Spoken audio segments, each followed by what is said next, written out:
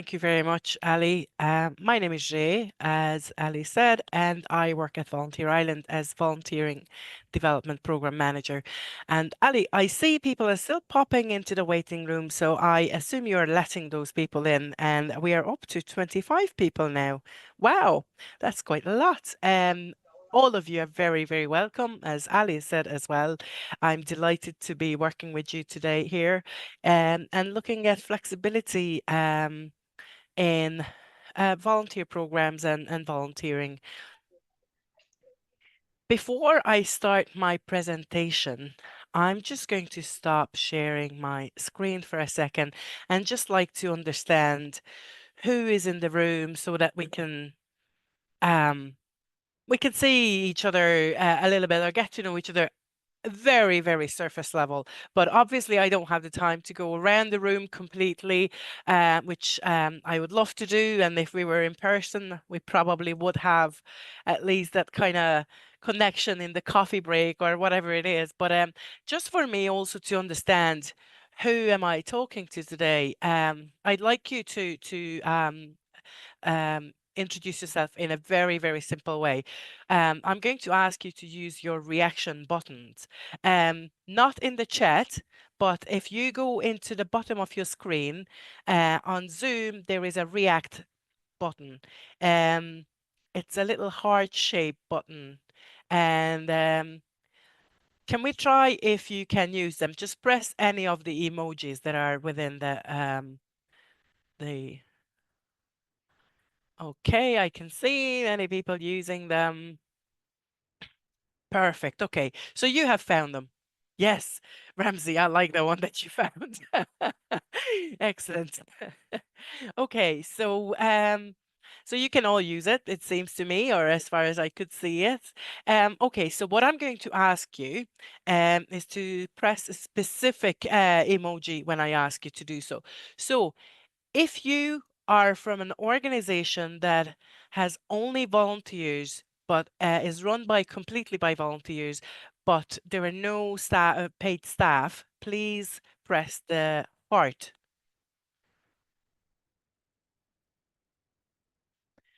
Lovely, Sarah, you're very welcome. If you are from an organization that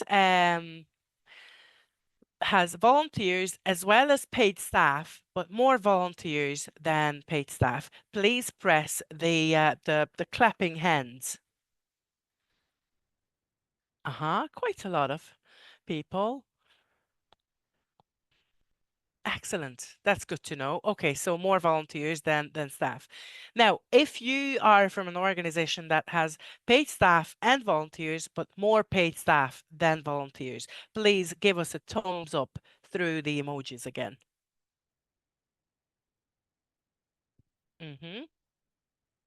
Brilliant. Thank you very much. And if you are from an organization that it only has staff, doesn't have volunteers at the moment, but perhaps you are interested, give me the smiley or the laughing emoji. Okay. Nobody is from one of those. And now, if you are, as a bonus question, if you are from more than one organizations or more than one of those kind of apply to you, just use any emojis, just so that I can see if there are people involved in more.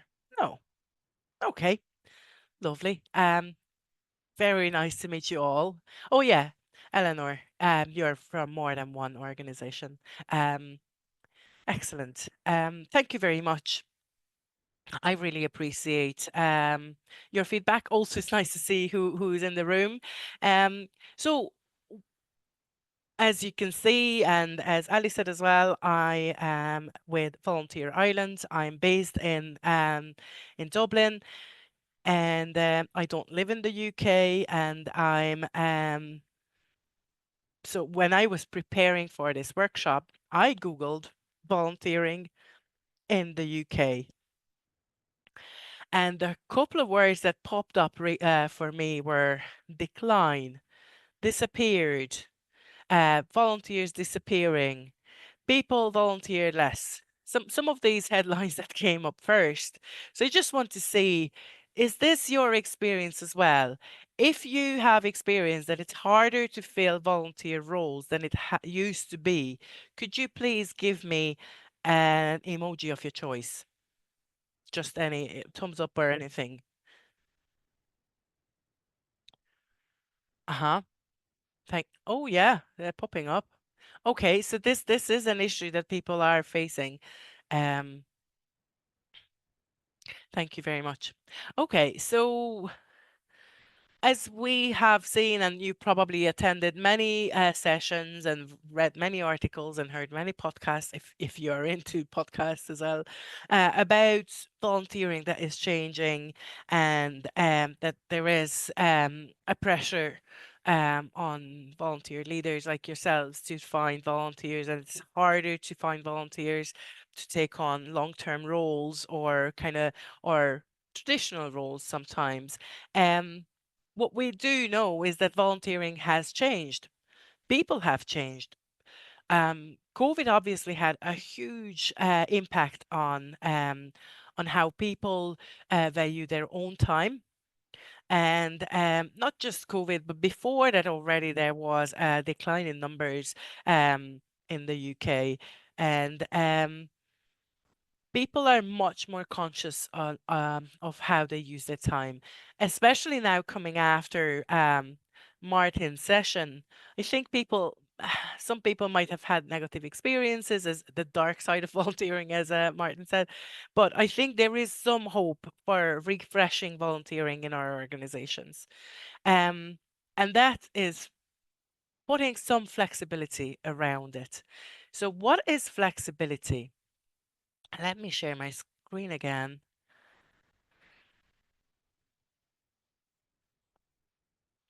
So the word flexible, by the Oxford English Dictionary, is able to bend easily without breaking, or able to change or be changed to adapt to different circumstances. And the world is changing; it has changed around us, and volunteering is changing. So us as organizations need to be able to adapt to these new circumstances. And I think this is why flexibility is very important to our organizations and within our volunteer program.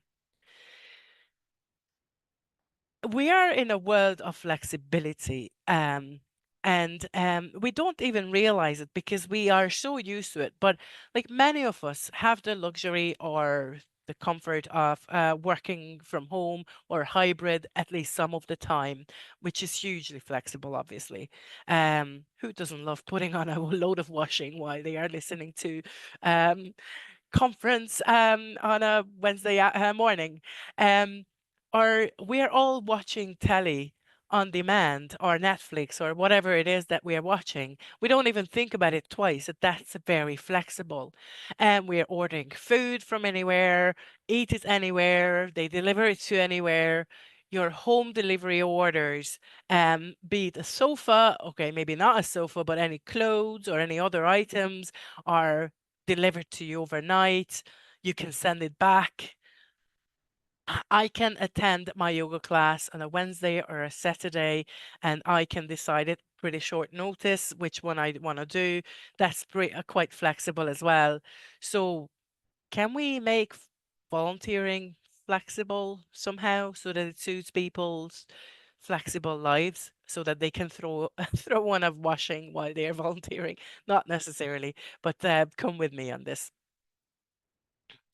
So we already have quite a lot of flexibility in our organizations. It is alive and kicking. And what I have found, and I'll talk to you about my project in a minute, but what I have found is that the more types of roles an organization naturally has, the more flexibility is around the organization. So if everybody is doing the same role as volunteers, there is much less flexibility, and when there are more different roles, there is much more flexibility. I'm working with an arts organization who is also doing a radio station. Nearly every volunteer does something different. when I'm saying I'm working with one of our partners in Volunteer Island is coming from this organization. Nearly every volunteer has a slightly different role or a completely different role. They have huge flexibility to allow for this, and that's already around.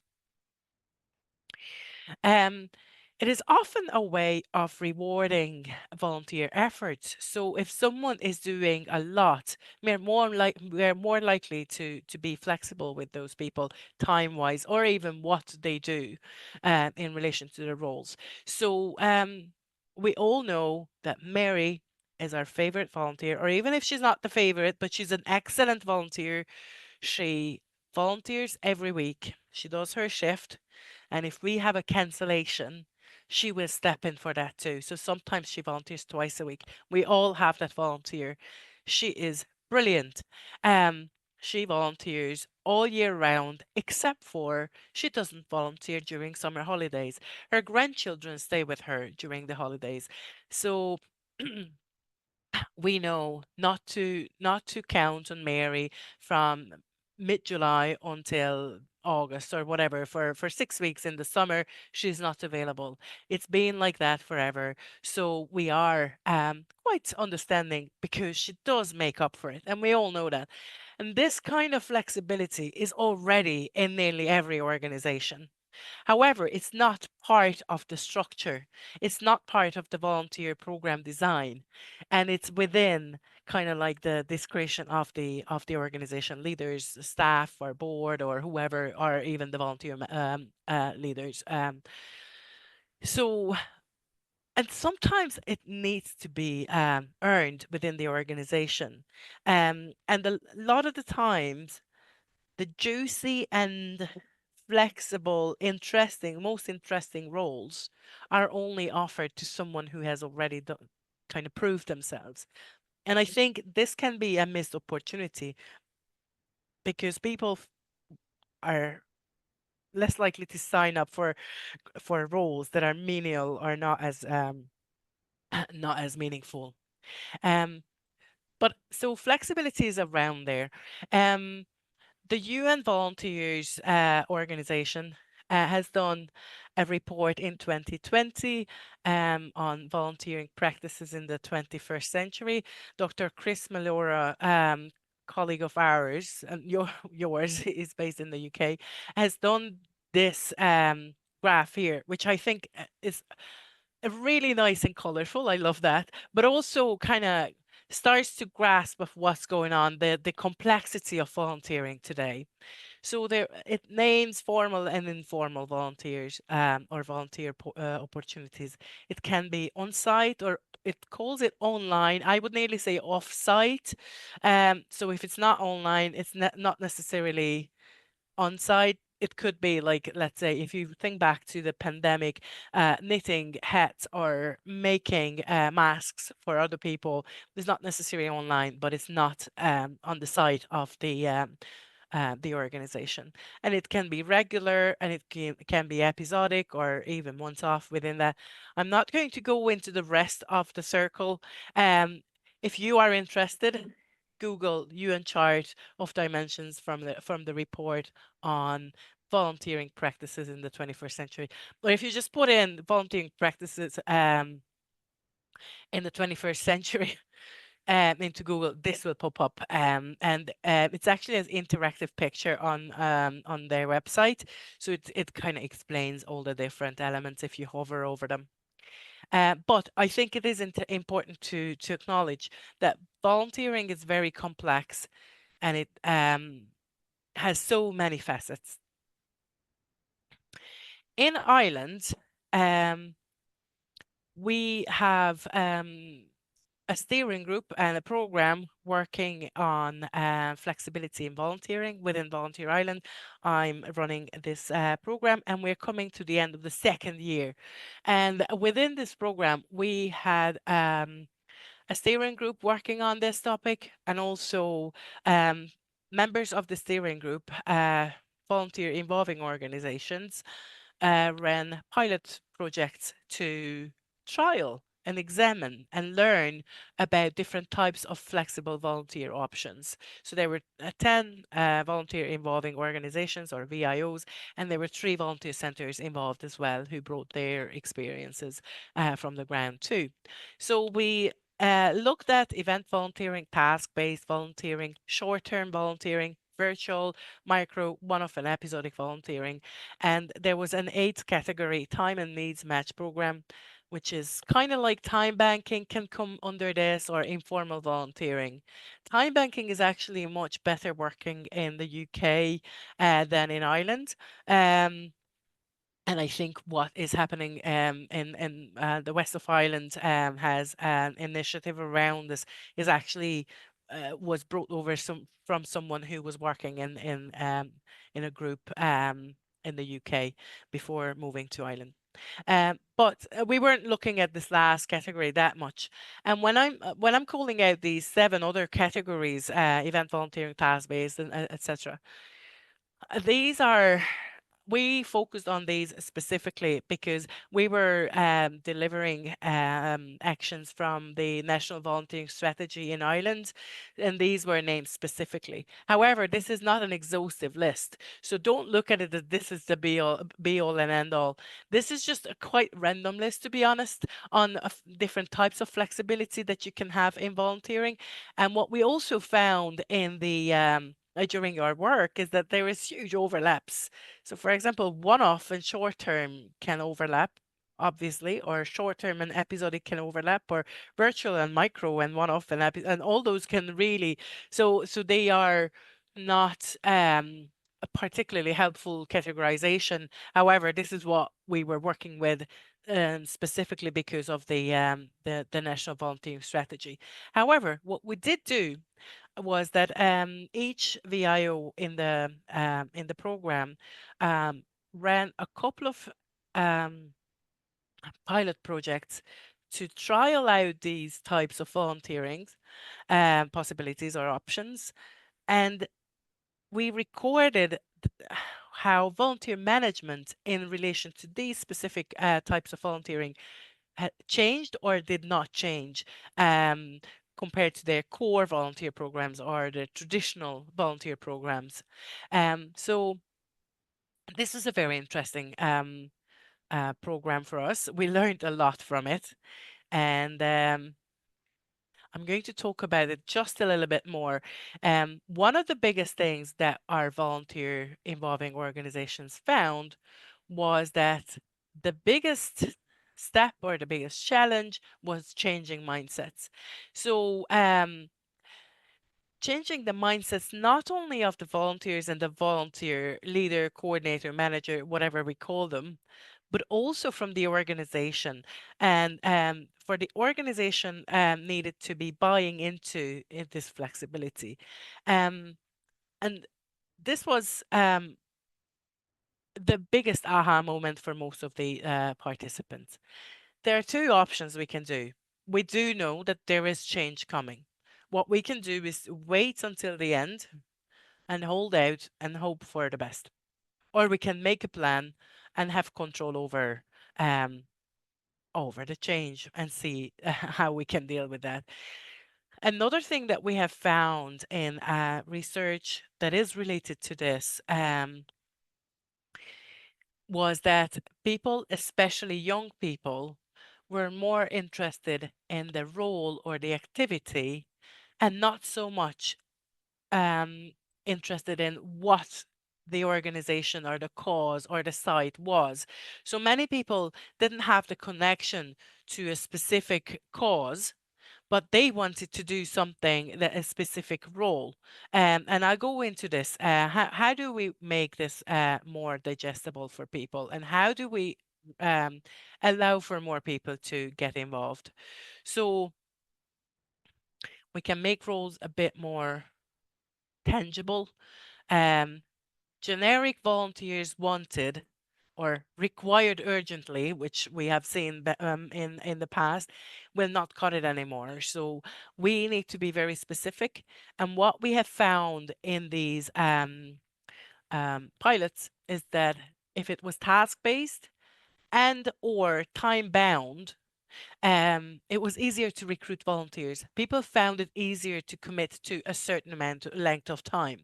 So, what I would suggest, if this is something that you want to go down towards, is to break down ongoing projects. So, um, make one big volunteer role into smaller, bite-sized tasks or time slots.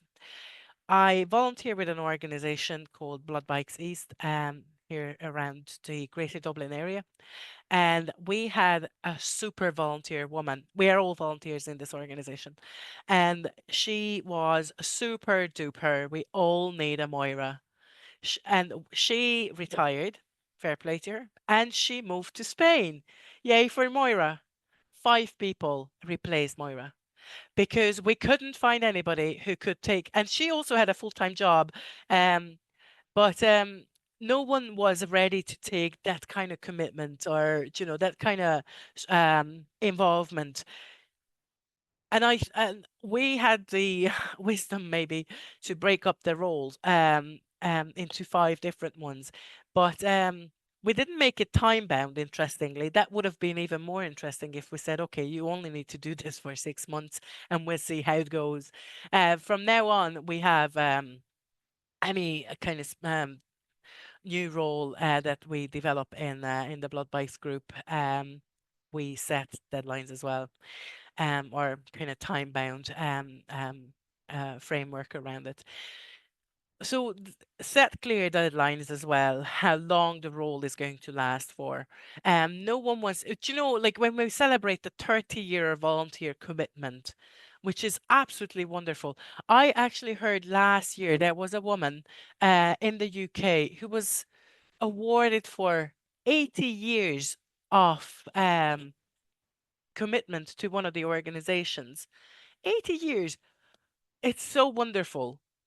But I think it can also keep other people away because they might find I will definitely not be able to give 80 or 30 or even 10 years. I don't know where I'm going to be in 5 years or 3 years even. So make it kind of shorter term, and for flexible roles, try to make clear deadlines. However, on the contrary, we also found that one of the groups in the pilots um, changed their volunteer advertisement, where they used to have a minimum 3 years commitment is expected. And when volunteers signed up, they signed up for 3 years, and if they had to leave after a year, they left. And there was nothing the volunteer organization could do, so it made no difference anyway. But it did actually keep some people away. So they took out that line, minimum 3 years. And they already saw different people signing up who otherwise wouldn't have. So that was very interesting. As well.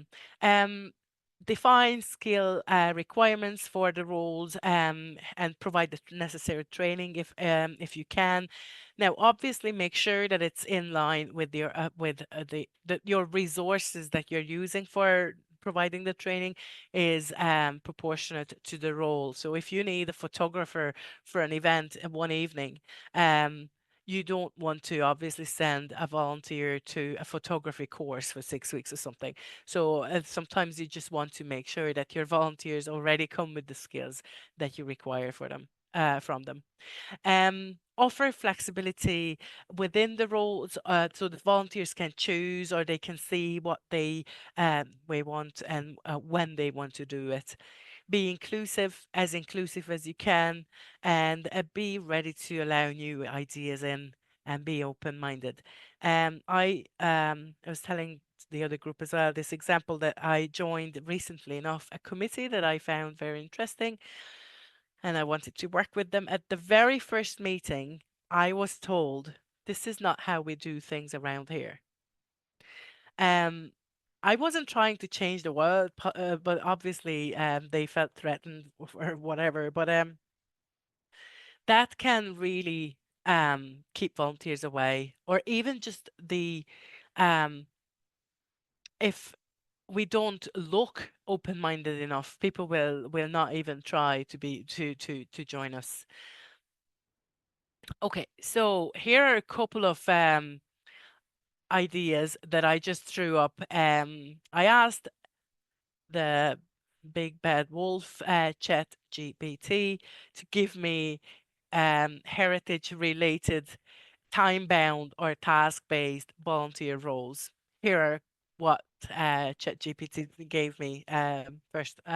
First up, digital archivist for one season, a gardening team for spring or winter or whatever you wanted, visitor feedback analyst, which is an episodic role, maybe twice a year, exhibit setup specialist, heritage gardener, and many others that I didn't include in here.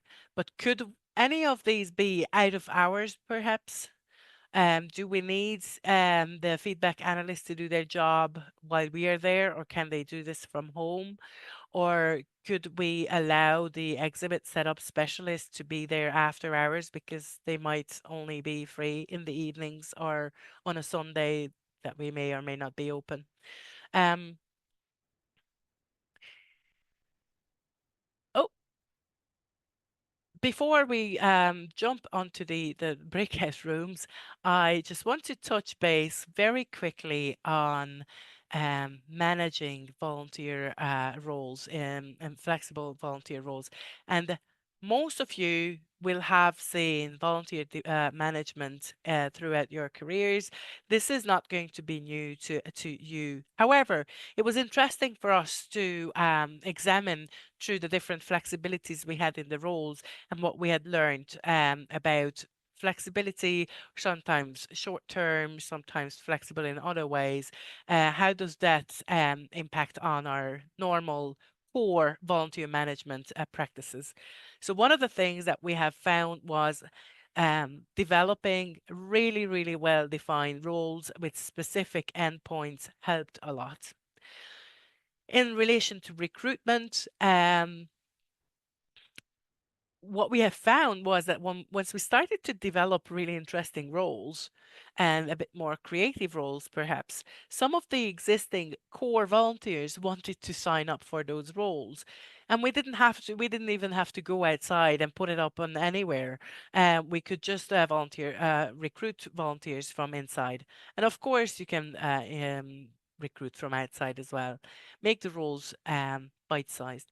And I just want to note here at these 2 points that when people come back to us and say that they don't have time to volunteer, obviously, in many circumstances, that is the truth, that they don't have time. But a lot of the times, and I would risk to say that more than half the time, it doesn't just mean I don't have time. It actually means I don't know what you're asking me. I don't like what you're asking me. It's too much, or not specific enough, or it's a boring job. I don't have the courage to do what you're asking me in your role because I don't know if I can do it. I don't know if I have the right skills. Or I don't feel I would belong to your organization. I don't feel like I look like you. I don't feel like I could be part of this team because this team is looking something. And again, people might feel that if they bring in their new ideas, they would be told that's not how we do things around here. So it's just something to keep in mind. In relation to selection, so make sure that selection is not overly strenuous on short-term roles. You want to make sure that if you recruit volunteers for a couple of events every year, they don't, let's say, your volunteer appreciation night on the 5th of December, you recruit a few volunteers to help with the event. You don't need to have a 6 week selection process for a one night event. Do not skip selection. But does a gardener or an event volunteer need two references, written references? Do you need police checks with someone who's just going to paint your fence? Um, Make sure that you do your risk assessment, but make sure that your selection process or any of these processes are proportionate to the role. This is true to the training as well.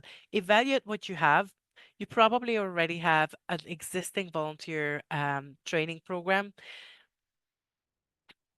but have a look at it and see, does my volunteer who's going to do the spring garden cleanup, do they need to understand how a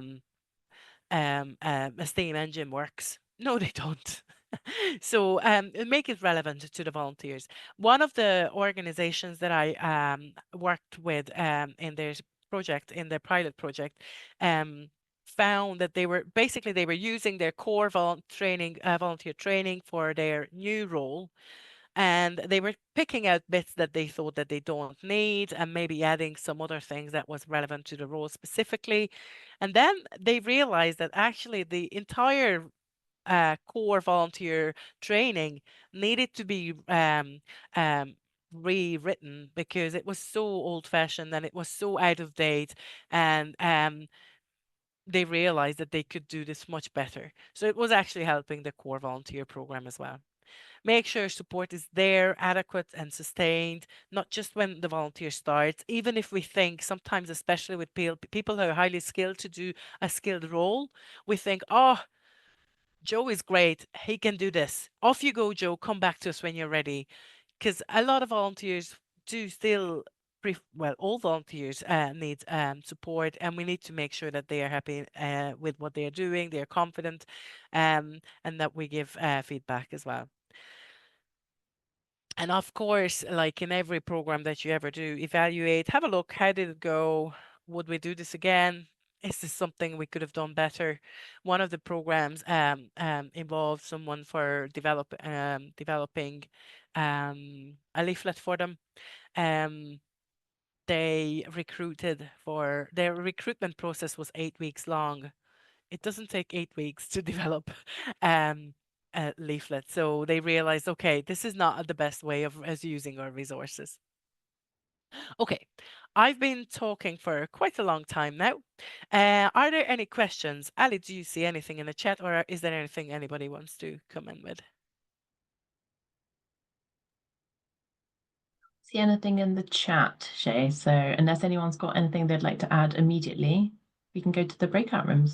Okay, then let me talk about the what we are going to do in the breakout rooms, and then I'll ask you to put people in the rooms. So, I'm going to ask you to take on a role today and be a consultant for a day. So you are highly regarded and well-paid consultant on flexible volunteer engagement for today. Okay, so imagine yourself in this role. You are this person, you're an expert. Everybody knows you are the expert in flexible volunteer engagement. There is this really cool and big museum that everybody knows also, and they want to introduce more flexibility in their volunteer engagement, and they ask you to assist them in doing so. So what I'm going to ask you to do is to when you go into your breakout rooms, select a spokesperson so that when you come back, you know, and even during the work, you know who's taking notes and who will talk to the group. Discuss ways to make the volunteer program more flexible and inclusive. List any potential changes you can make in the roles already, in procedures, in practices, or even in the organization culture. What are the things we can change um, or develop newly to introduce more flexibility in our volunteer program? Record every idea, the good, the bad, and the ugly. And you have 10 minutes for this. And when you come back, I'm going to ask the groups to feedback into the room. You will be given less than a minute to feedback. So, do you have any questions before we go? If you don't have any questions, then Ali, I'd like you to put us all into the groups. Excellent. Bear with me one moment. Welcome back. Thank you very much. Do we have everybody? Some people still Yes, joining. everyone's back now. Excellent. Thank you very much, Ali. Welcome back, and thanks very much. I hope you found it interesting and useful. Before I go into asking the rooms to feedback, I just realized that there was a question in the chat that I will try to address now, and then we can go to the feedback to the group. And Lee was asking, how do you build flexibility into volunteer management systems? And it's an excellent question. So thanks very much for that. And what I want to say, first of all, is that when I mean flexibility, and this is, I think, a very important thing I should have started with, is that it doesn't mean that people can just run in and out whenever they like. Um, when you bu- break down your roles into smaller pieces or ones that where people can work from home or work at different hours or they are smaller or task based or whatever, all those are flexible, but once you agree on what and when and where it's going to be done, it's not flexible after that. So if I agree with you that I'm going to turn up on Saturday morning for an hour and a half garden painting your fence, um, it's not flexible for me to not go. Obviously, things happen. It happens in normal or traditional volunteering as well. But I think what's important to remember that it's the flexibility refers to the setting up of the role and not within the volunteering. So where once there is a commitment, there is a commitment. And once you do have an agreed role, regardless how short or long or how often it is, it can be logged as such on your volunteer management system. So you might have to set up new roles. If I understand well, if these are basically online rostering systems and training and recruitment and all those, if that's what you mean, I think you can just log the different roles. But the flexibility is agreed in advance. It's not something that people can just do um, as you go along. Did that answer the question, Anne Lee? I can't hear you, Anne Lee, but I hope that it was useful. Also just want to mention that anybody who doesn't want their picture to be recorded while the recording is still on, you can turn off your camera. I really like when people are here with the camera on because then I know that you're here, you follow what I say. If you frown, I know that it's I'm really off the chart. If you smile, I know it worked. So, I understand if some of you want to switch it off, and I won't take offense, but if you can stay for the next few minutes only, actually, I'd like that. Okay, so let's do the feedback from the groups.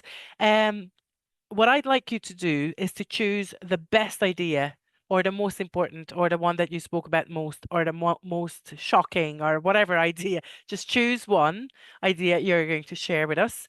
And the first group is going to be lucky because they can choose anything. Because the other thing that I'd like you to do is if you had the same idea, choose another one now. So that all the four ideas that we're going to discuss will be hopefully different. The first room was Charlotte, Eleanor, Lorna, and Sarah, who is feedbacking. Eleanor. I We had so many good ideas. It's really hard to choose one, to be honest. But I think I'm going to choose one that came from Sarah in an organisation she's working with, um, trying to build flexibility into advertising opportunities. Um, and they're building on social media. They've got a sort of on a kind of dynamic jobs board or roles board, which very task based, and it includes really small things like can you come in and help us change the light bulbs, through to bigger Uh-huh. roles. And some of them you can email and then just come in and get started because they're very low responsibility and low risk. And others, then you may need to go through the more aspects of the formal recruitment. But I like Yeah, that one. it's a brilliant idea. Well done, Sarah, for that idea. Thanks very much, Eleanor. That was brilliant. Okay, group two or room two is Anne Lee, Eleanor, another Eleanor, uh, Lorenda, and Rebecca. Who is feedbacking from that room? I said I would. We probably Thank got you. a little bit distracted by, as usual.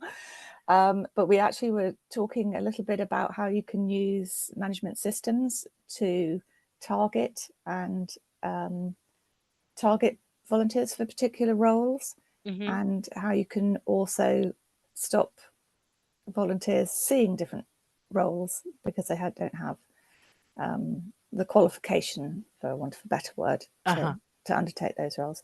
But the other thing that perhaps came out for me from other talks that I've been to is about talking to volunteers about what their availability is, especially young people, and making sure that they can advise you, because their motivations are very different from older people who perhaps just want to turn up, volunteer, and then leave. That's brilliant, Lauren. And so important actually. And we kind of overlook this at times because we're so used to doing everything for the volunteers that we actually stop talking to them, stop asking them what suits you. Because we want to do our best and we want to make sure that it suits for everybody, but then we stop actually listening. So I think it's a very important point, but also especially if there is a new cohort of volunteers that we don't know that well, it's important to be open-minded. Let's say in your case, as you said, young volunteers or young people to get involved. Brilliant. Thank you very much. Room 3 is Lydia, Rachel, Ramsey, Sheila, and Steph.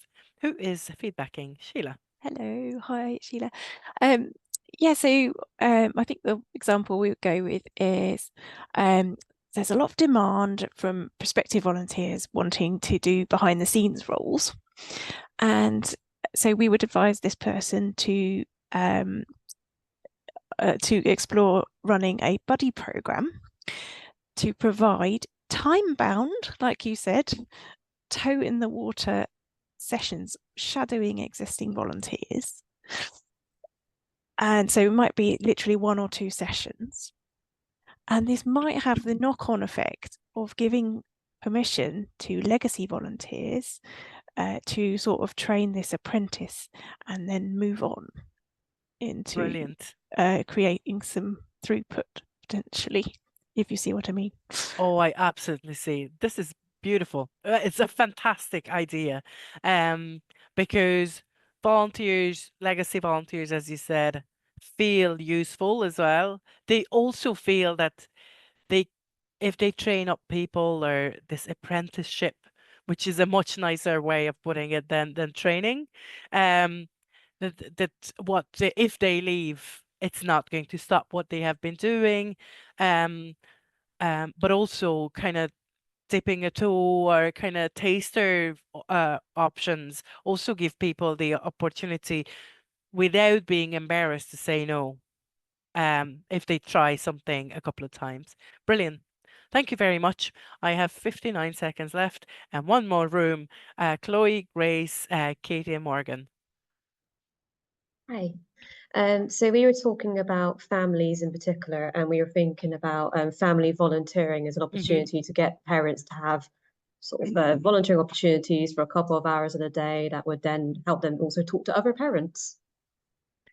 Brilliant. And it's also kind of growing the future volunteers who have good experiences as children, and then it just becomes a way of life. Brilliant.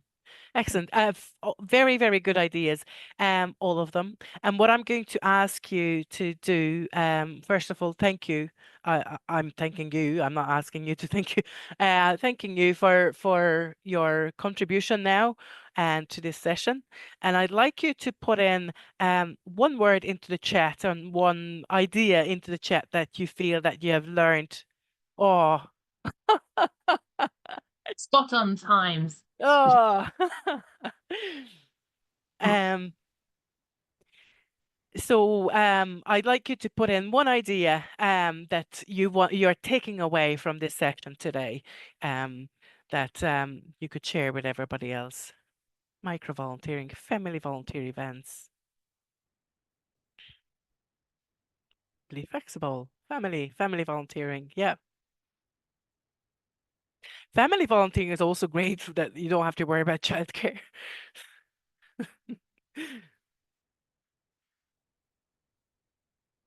Taster sessions. Thanks for the feedback. Shorter sessions. Apprentice volunteering. Project breakdowns. Well, thank you very much for all of you. I'm going to share my screen for the last time, which is only to, oops. I closed my sharing, sorry. Well, my last slide was going to thank you, and I'm going to put my email address in here. And if you would like to get in touch with me, it will be also on the slides that is going to be sent out. So you can contact me if you want to. I'm wishing you the very best for the rest of the, well, for the next hour or half an hour, but also for your work, and keep up the good work. Thank you.